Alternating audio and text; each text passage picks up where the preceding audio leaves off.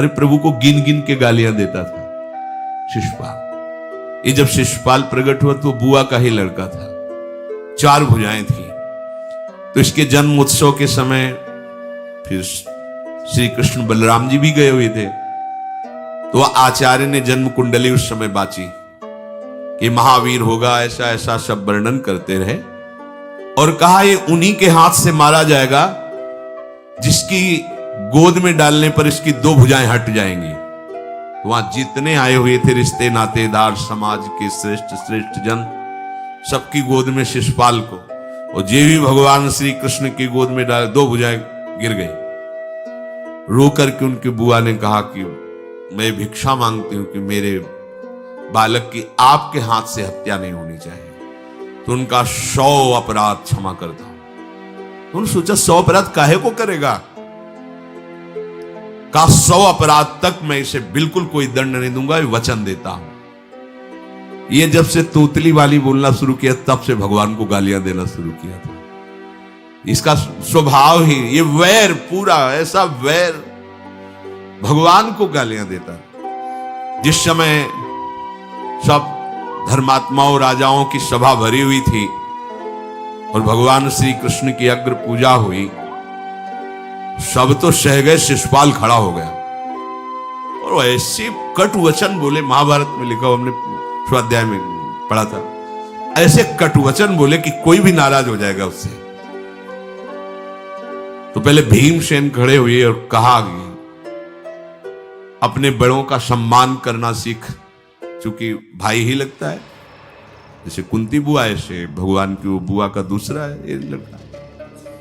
सम्मान करना सीख, अगर तू ऐसे ही बोलता रहा तो यही मैं तेरा गला काट दूंगा। ऐसे कहा, बैठ जा ब्रकोदर, बहुत खाने वाला, तू क्या मेरे से लड़ेगा। भगवान ने भी इशारा कर दिया। जब देखा कि ये बोलता ही चला, भीष्म जी खड़े हुए और भीष्म जी ने कहा, मैं श्री कृष्ण के चरण आसक्ति चित्त वाला हूं, अगर अब एक भी शब्द यहां बोला इसने तो मैं किसी की नहीं सुनूंगा, इसको नष्ट कर दूंगा। और दोनों सभाओं के सर पर पैर रखता हूं, जो श्री कृष्ण का विरोध करे उसके लिए मैं पर्याप्त हूं। भगवान ने कहा, चुप रहो, शांत रहो, सबको बैठा ला। वो गिनती शुरू की, 98, 99 का शिशुपाल सावधान, जो तुम्हारी माता को वचन दिया था बस एक शब्द रह गया है, आगे मुझे दोषी कोई न ठहराए। 100 तक क्षमा करने की बात कही थी। जे ही, वो तो रुकने वाला थोड़ी था, जे ही आगे बोला सुदर्शन जी के द्वारा उसका वो परम उद्धार हुआ जो बड़े बड़े ऋषि मुनियों के लिए बड़ा दुर्लभ पद कहा गया है।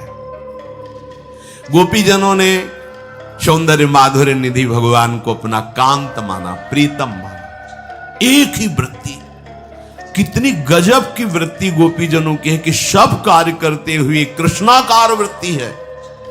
बेचने दही जा रहे हैं, बोल रहे कोई कृष्ण ले ले, दामोदर ले ले, माधव ले ले।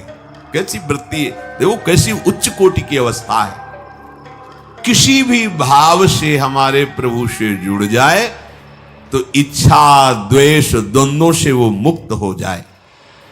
और जब तक ये ठीक है, ये बेठीक है, इस तरह के द्वंद्व तुम्हारे हृदय में बने रहेंगे, तब तक मूढ़ता रहेगी और उससे पतन होता रहेगा। संसार का संबंध दृढ़ होता है इच्छा से।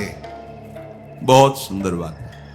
संसार का संबंध दृढ़ होता ही है इच्छा से। इच्छा खत्म, संसार का संबंध खत्म। कितनी बढ़िया बात है। पर हम भागे घूम रहे हैं इच्छाओं की पूर्ति के लिए। जब एक बता दिया कि समुद्र है भगवान, जो चाहिए इन्हीं से क्यों नहीं, पर इनसे मिलने के लिए भी तुम्हें शराब छोड़ना पड़ेगा, तुम्हें मांस छोड़ना पड़ेगा, व्यभिचार छोड़ना पड़ेगा, गंदे चिंतन छोड़ने पड़ेंगे। वो राजी नहीं हो तो करो पाप और चाहो सुख। ऐसा कैसे हो सकता है? यही है जीव की परेशानी, यही है। वो ये चाहते हैं कि हे संत महात्मा, हे भगवंत, हमको छूट दो, हम खूब गंदे आचरण करें और आप हमसे सेव संतरा रुपया पैसा ले लो और आप ऐसा आशीर्वाद दो कि हमारी उन्नति होती रहे, दुख न मिले, हमें सुख ही मिलता है। कभी स्वप्न में भी नहीं हो सकता। तब लग कुशल न जीव कहूं, सपने हूं मन विश्राम, जब लग भजत न राम कहूं, शोक धाम तज काम।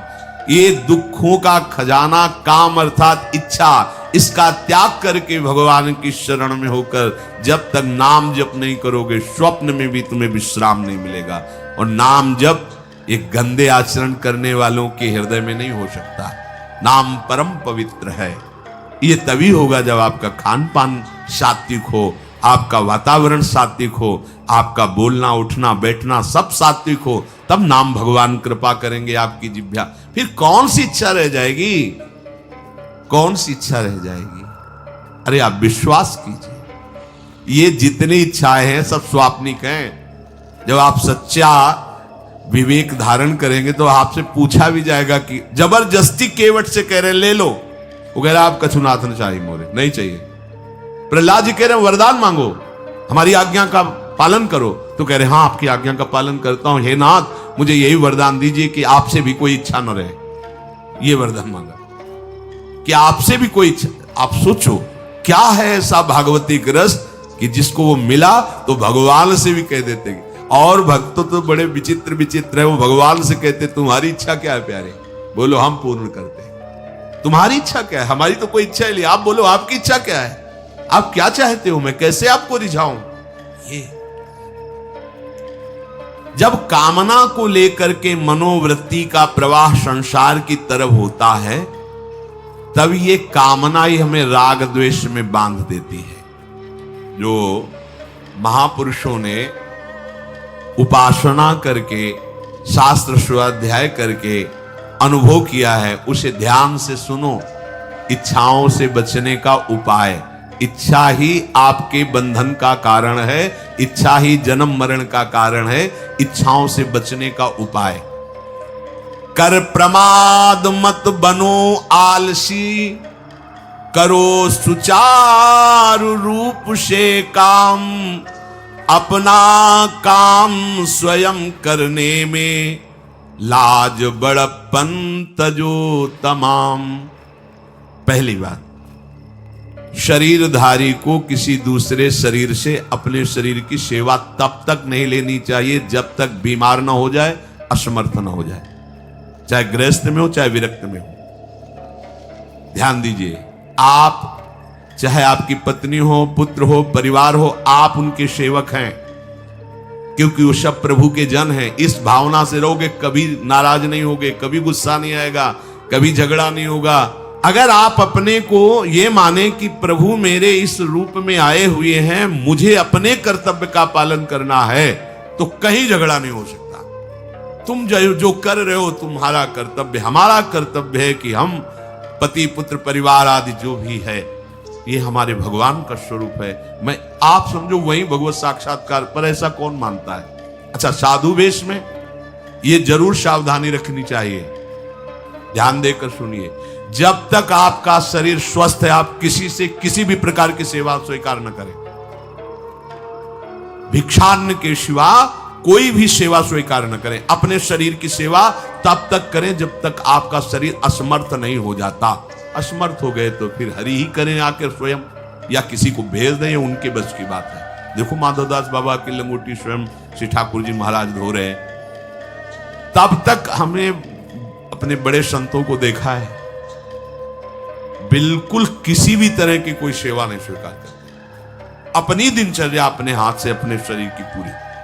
आपको क्या हो गया है, आप भी वैसे चलो जैसे गुरुजन चले हैं, भिक्षान्न के सिवा।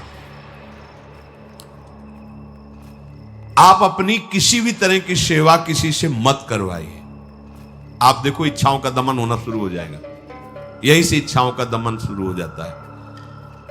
आप सच्ची मानिए, ये जो आप शरीर सुख की आकांक्षा से दूसरे से सुख लेने की इच्छा करते हैं, यही तुम्हारे बंधन का कारण है, यही तुम्हारी दुर्गति, यही तुम्हारी कमजोरी है। जब तक शरीर स्वस्थ रहे, किसी से किसी भी तरह की सेवा मत लो, और अधिक से अधिक सेवा करने का भाव रखो। सुधार, हमें सेवा करना है, सेवा लेना नहीं है। जब तक सेव्य का साक्षात्कार ना हो जाए या शरीर असमर्थ ना हो जाए, तब तक ये नियम दृढ़ रखना चाहिए। गुरुजनों को भी देखा, श्री जी की सेवा कर दो, रसोई के से बाहर, शरीर सेवा में कभी भी। कभी धोखे से ऐसे वस्त्र आदि रह गए और महाराज जी उन पर धो के जल्दी से फैला दिया तो भी डांट लगी, ऐसा क्यों किया? नहीं, रखे थे महाराज जी ने ऐसा कर, नहीं जब तक हम कहें नहीं तब तक नहीं। आज भी सरकार अपने ही हाथ से श्री जी को भोग लगा के ही, सब हैं पर वो अपने ही हाथ से 2 रोटी भोग बना के। देखो बुजुर्ग संतों को, बड़े महापुरुषों को हमने देखा है, अपने शरीर, जब तक शरीर में सामर्थ्य है तब तक, ये महापुरुषों का आदेश है, अपना काम स्वयं करने में लाज बड़प्पन तजो तमाम। अपना काम करने के लिए आप किसी को भी आदेश मत करें, किसी की भी सेवा स्वीकार न करें। हाँ, हमें भूख लगेगी तो रोटी मांग लेंगे जाकर, क्या जरूरत है हमें किसी की सेवा स्वीकार करने की? मांगो, खाओ, खूब भजन करो, सत्संग करो, कम खर्चे वाला जीवन रखो। जरूरत क्या है? जो जरूरत है गली चलते दे देंगे भगवान, विश्वास करो, गली चलते दे देंगे। विरक्त गृहस्थ धर्म पूर्वक कमाओ, जितनी आवश्यकता प्रभु दे देंगे। ऐसा कोई त्रिभुवन में नहीं जिसकी आवश्यकता की पूर्ति न होती हो। अनावश्यक तुम्हारी मांगे जो हैं वही तुम्हें दुख दे रही हैं। आवश्यक व्यवस्था सबको भगवान दिए हुई है, अनावश्यक मांग के लिए तुम्हें फिर फंसना होगा। ये तुम्हारी अनावश्यक मांगे हैं, ये हो जाए, वो हो जाए, वो जो आपको जीवन जीने के लिए जरूरी है, धर्म पालन के लिए जरूरी, वो बिना मांगे भगवान दे रहे सबको। देख लो, हाँ आप कि भाई हमको उस परिकर में रहना है, उस कोर्ट से रहना है, वो सब वीआईपी, तो हमको भी उस कोर्ट का, ये मांगे हैं तुम्हारी। तुम्हारा प्रारब्ध जितना है उतना तुम्हें मिलेगा, जो आवश्यक है वो तुम्हें मिलेगा। अनावश्यक मांगे करोगे फंसोगे, अधर्म में कूदना पड़ेगा तुम्हें। हाथ पैर सब साधन प्रभु ने दिए, दया कर तुम्हें समान, फिर क्यों उनसे काम न लेते, क्यों रखते हो झूठी शान। तुम्हारी सेवा के लिए तुम्हारे पास हाथ है, तुम्हारे चरण है, तुम्हें बुद्धि दी है, दूसरे से क्यों सेवा स्वीकार करते हो? प्रभु ने दया करके उद्धार के लिए तुम्हारे पास पूरी सामग्री दे दी, उसका प्रयोग करो। तन मन दोनों का हित करता, निश्चय शारीरिक श्रम युक्त। देखो ये है, जिसने अपना परम मंगल ठाना है वो शरीर को कभी प्रमाद में नहीं रखता, चाहे गृहस्थ हो चाहे विरक्त हो। ये आलस्य प्रमाद किसी के लिए भी ठीक नहीं है। नियत समय तक सो जाओ, इसके बाद खूब मेहनत करो, चाहे गृहस्थ हो चाहे विरक्त। विरक्त हो तो खूब नाम जप, वाणी पाठ, ब्रह्मचर्य से रहना, आसनों में बैठना, हाँ सेवा करना, शारीरिक श्रम नहीं, खूब सेवा करो, धाम की सेवा करो, नालियां साफ करो, गलियां साफ करो, जो सेवाएं में इसे श्रम करो। ब्रह्मचर्य पचाने के लिए श्रम भी तो होना चाहिए। श्री जी की प्राप्ति के लिए मन वचन कर्म से श्री जी के चरणों का आश्रय लेकर के जितना आप अन्न डालते हो उतना आप इसका प्रयोग करो शरीर का। इससे ममता मत रखो। खूब धाम, पुराने संतों को देखो, सोहनी पकड़े कहां कहां तक परिक्रमा में लगा। हमने देखा है एक हरिदासी महात्मा थे, पीछे पानी घाट की तरफ उनकी छोटी सी कुटिया, किलोमीटर तक ऐसे ही सोहनी लगा रहे। वृद्ध वृद्ध महात्मा सेवा करें। अपने लोग जवान महात्मा होकर, शरीर स्वस्थ होकर, बेइज्जती सम, अगर सोहनी पकड़ के खड़े हो जाओगे गली में तो आपको लगेगा अपनी बेइज्जती हो रही है। वाह, कितनी बड़ी इज्जत है हमारी। स्वामिनी के महल की वीथियों में सोहनी लगाने में तुम्हें बेइज्जती लग रही, और आचार्य चरण याचना कर रहे हैं। यत्किंकरीषु बहुशा खलुका कुवाणी, नित्यं परस्य पुरुषस्य शिखंड मौले, तस्या कदापि रसनिधेर वृषभानुजायात्, तत्केल कुंज भवनांगण मार्जनीश्याम। लाडली जो ऐसी कृपा करो कि आपके वृंदावन धाम में कहीं सोहनी लगाने वाली, पोछा लगाने वाली मैं बन जाऊं। मांग रहे हैं। एक से कहा भैया चाहे जितना बुरा प्रारब्ध हो, यहां जो भगत आते हैं उनके जूते साफ कर दिया करो, प्रारब्ध खत्म हो जाएगा। भाई आप समझो ये वो दवा है जो बेजोड़ है, इसे कोई काट नहीं सकता। अच्छा अगर ऐसे न समझो तो हम आपको समझा रहे हैं। गुरुद्वारे में चले जाओ, चाहे जितना बड़ा अधिकारी हो, सबसे पहली जोरी सेवा यही होती है, पादुका की सेवा। समझे में नहीं आ रहा तुम्हें? अरे जिसे हम हंसते हंसते कह रहे हैं वही तुम्हारे बंधन काटने का कारण बन जाए, यदि मान लो बात। पर वो हम जूता साफ करेंगे नहीं। मन से हम कितने गंदे हैं ये हम नहीं देख पा रहे हैं। वो तो बाहर वृंदावन की रज उनमें पादुका में लगी। छोटी मोटी बात नहीं है। पादुका जो रखी है ये बंधनी है, आप इनको ऐसे साधारण जूते मत समझना, ये रज में चलते। एक दिन एक ब्रजवासिनी माई रोटी रखे, उसके ऊपर पादुका रखे, एक हाथ में लाला लिए और एक हाथ में जल का ऐसे लिए जा रहे, उनका अभ्यास ऐसा। अब पादुका पहन के चलने में परेशानी होती थी, तो वो एक संत थे और बाहर से आए हुए थे, वो हंस दिए कैसे बावरी रोटी के ऊपर जूता लगा। ऐसे मतलब कितने साल हो गए ब्रजवास करते हुए, वह कई वर्ष हो गए। अरे वो जूती नहीं है जो साधारण जूती है, वृंदावन बरसाने की रज लगी हुई, इसमें ये रज लगी हुई है, तुझे रज नहीं दिखाई दे रही, जूती दिखाई दे, क्या ब्रजवास कर रहा है। डांट के चल दी। समझो, हम कहें कि जूती साफ करो तो हम जूती साफ करेंगे, और ये है कौन सी जूती साफ में, क्या रज है। वृंदावन बरसाने सब जगह घूमते रहते हैं ये महाभागवत जन। अगर इनकी ये गृहस्थ विरक्त मत देखो, सब लाडली जी के लाडले हैं जो यहाँ आए हुए हैं। अगर हम उनकी पादुका साफ करेंगे तो हमारा हृदय साफ हो जाएगा। पर कोई मानता कहाँ है। अपनी सेवा स्वयं करो और दूसरे की सेवा मिल जाए तो जैसे लोभी आदमी के सामने धन फेंक दे तो कैसे भागता है, ऐसे आपको होड़ लगनी चाहिए कि ये आदमी इतना न कर पाए जितना हम सेवा करें। परमार्थ में शरीर पोषण नहीं, परमार्थ में शरीर की धज्जियां उड़ानी है, अहंकार की, देहाभिमान की। राखे अपने को सदा भगवत सुमिरन लीन, सुने न जग के दोष गुण, करे न चित्त मलिन। सदैव अपने को ये देखता रहे कि प्रभु का सुमिरन चल रहा है कि नहीं अंदर। ये बहुत बड़े काहे की परेशानी, हम तो यही समझ नहीं पा रहे कि इतनी झंझटें लेकर कैसे घूम रहे लोग। अगर हृदय में राधा राधा चल रहा है, आप व्यापार कर रहे हो, नौकरी कर रहे हो, गृहस्थ हो, विरक्त हो, जो भी, अब आपको चिंता क्या होनी चाहिए। देखो ना, थोड़े दिन ऐसे चल के देखो, हर कार्य बहुत अच्छा होता है जब भगवत सुमिरन पूर्वक आप एकाग्रता पूर्वक कार्य करें, हर कार्य में आपको आनंद आएगा। पर वो तो शरीर पोषी, जैसे आग जलने में फफोला पड़ जाता है ना, उसको बहुत संभाल के रखते हैं, ऐसे देहाभिमानी साधक भी होते हैं कोई कोई। इतना शरीर को सजा के, इतना संभाल के कि लगता है यही भगवत प्राप्ति है इनकी, कि इनके शरीर बिल्कुल ऐसे नहीं। संतों ने देखो ना कैसे अपने शरीर के राग का त्याग किया है, गुरुजनों की आज्ञा में तत्पर होकर धज्जियां उड़ा दी देहाभिमान की, तब उनको परम पद प्राप्त हुआ है। अपने शरीर का राग रखने वाला परमार्थ में कैसे चल सकता है।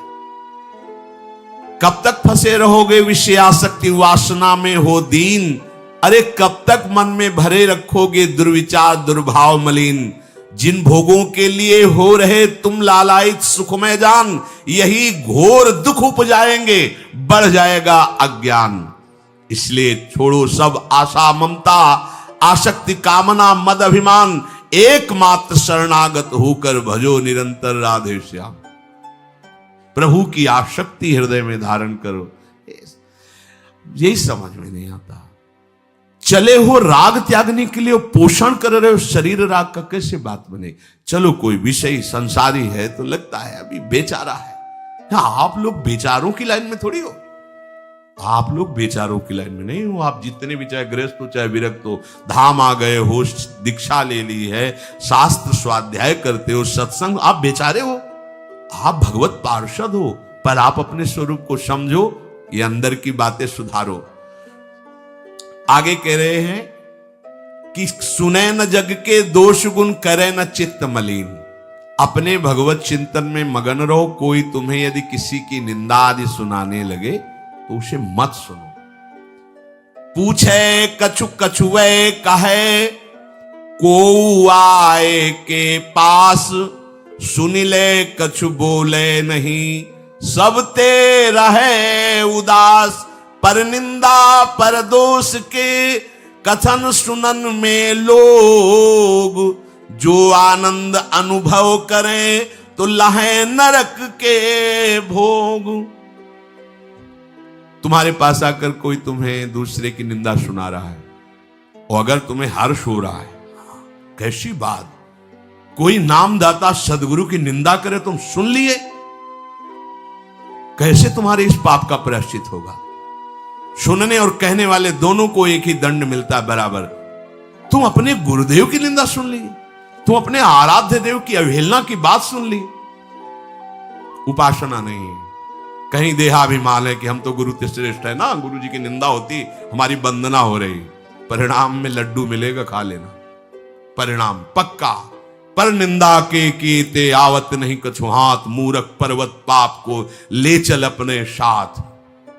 वैष्णव निंदा, भक्त निंदा, गुरु निंदा, ये तो बहुत ही भयानक है। भक्तन निंदा अति बुरी भूल करे जिन कोय, किए सुकृत बहु जन्म के क्षण में डारे खोए। कह रहे जो दूसरे की निंदा सुनने में आनंद का अनुभव करता है उसको भोग मिलेगा।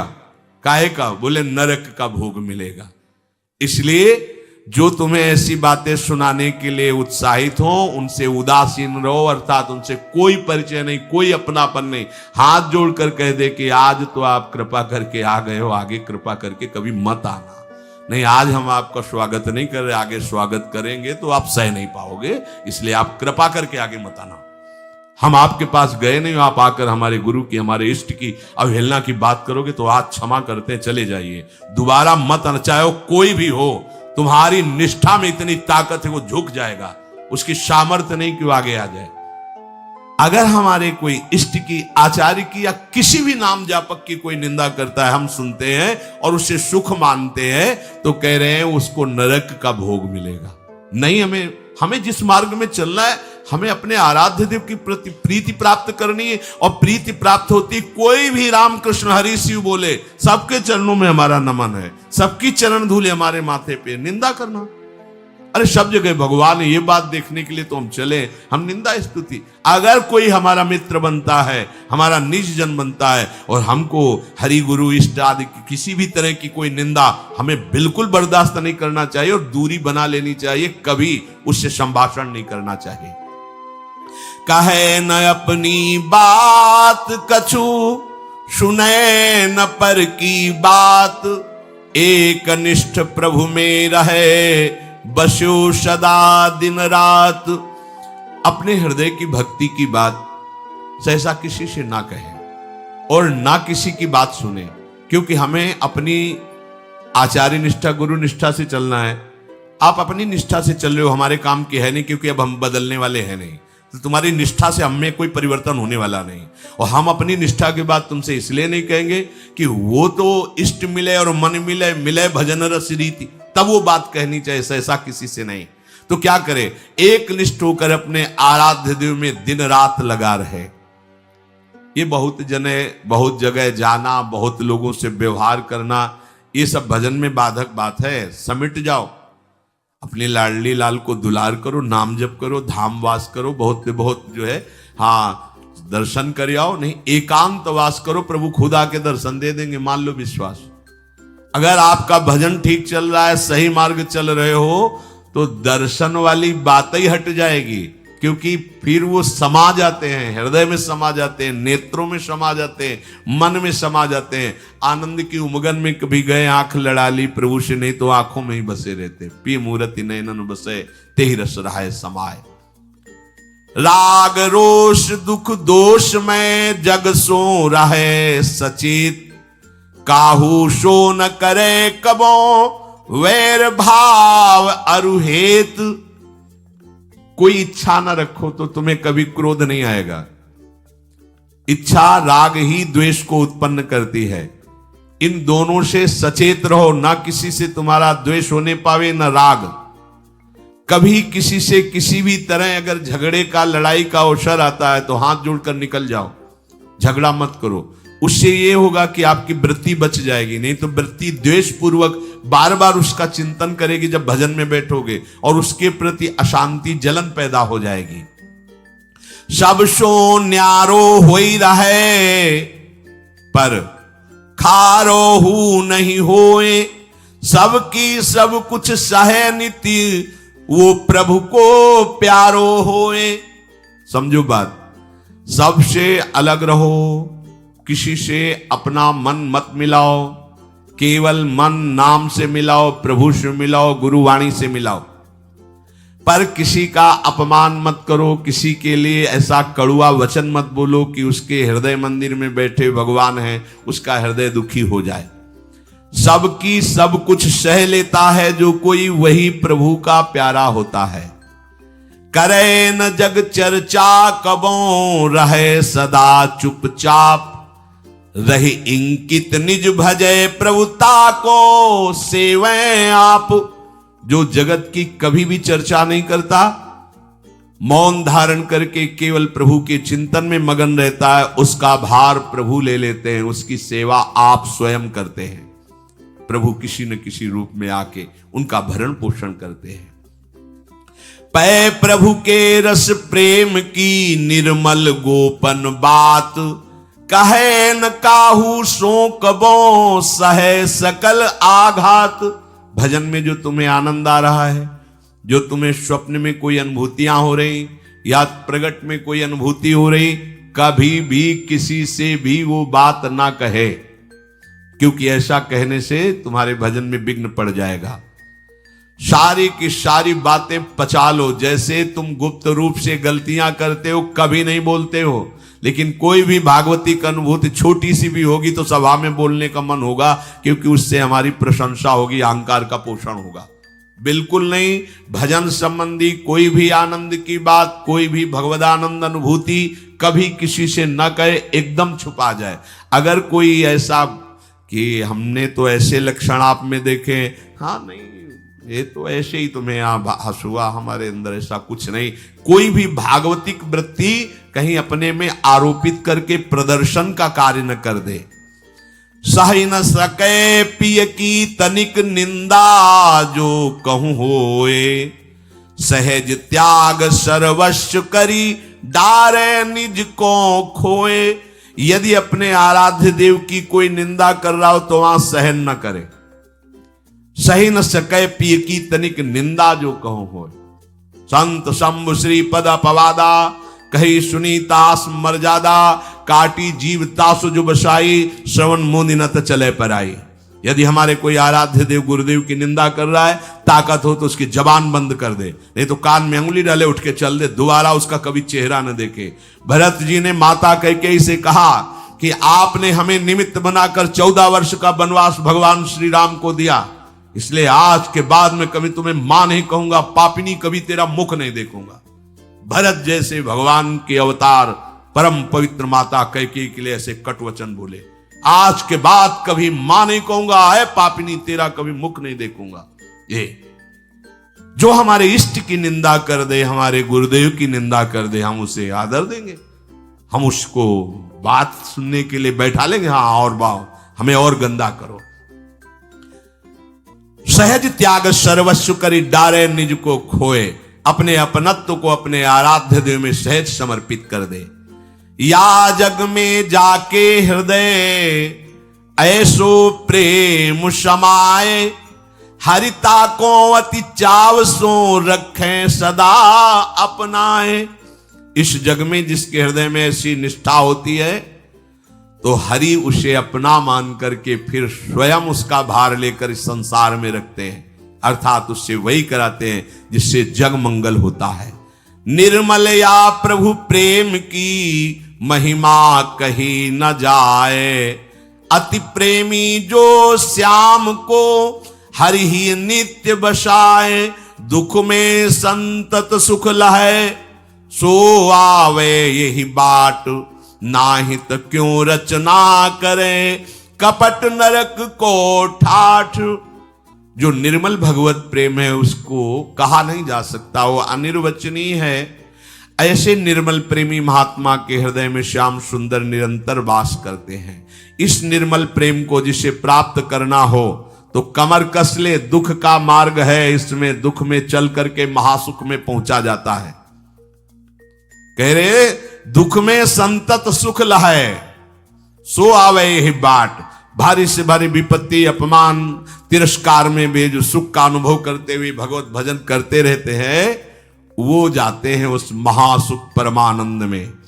नहीं तो कह रहे ना ही तक क्यों रचना करे, कपट नरक को ठाठ। फिर ये बातें बनाने से नरक ही मिलेगा, भगवत प्राप्ति नहीं होगी। इसलिए इच्छा और द्वेष का त्याग करके अपने आराध्य देव के निरंतर चिंतन में मगन रहो। भजन का फल है अपना अस्तित्व मिटा देना, कोई भी इच्छा न रह जाना। तो श्री भगवान स्वयं उसके हृदय में बैठ करके सब योगक्षेम का वाहन करते हैं। जैसे अहंकार से हम सोचते हैं ये हम नहीं करेंगे तो कैसे हो जाएगा, तो पूरी सृष्टि तुम्हारे करने से हो गई है क्या? जिन्होंने एक संकल्प में अनंत ब्रह्मांडों का सृजन, पालन और लय करते हैं, करते रहेंगे, उन प्रभु को पहचानने के लिए मनुष्य जन्म हुआ है। यही परम कर्तव्य है, हम भजन करके उनमें लीन हो जाएं, उनको जान जाएं, तो महान दुख से हमारा छुटकारा हो जाए।